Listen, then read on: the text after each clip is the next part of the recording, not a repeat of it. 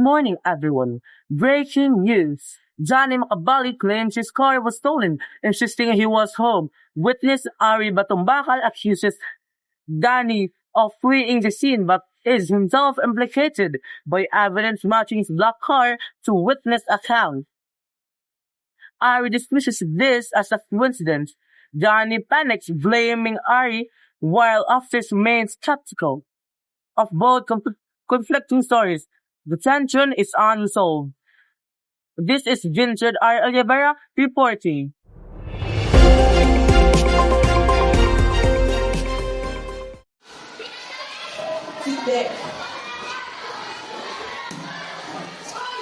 What is your name?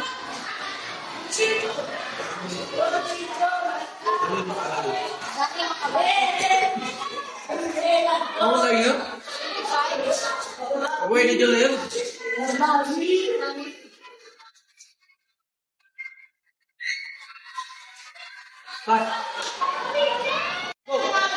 Your car, Danny. It was found near where Jay Vera was injured.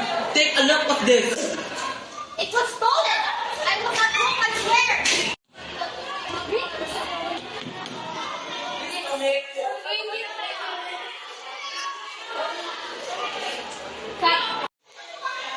But Ari Batumbakal, what may evidence facing you at the scene? Your car matches the witness description. I don't know. Coincidence, I think. There was a black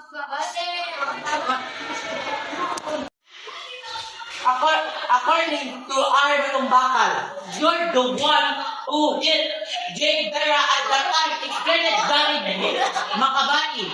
She hit it! She hit Jay Vera and left her there! You're lying! You're the best liar! The case was closed, and Danny Makabali, you're the suspect. You're going to be imprisoned in life.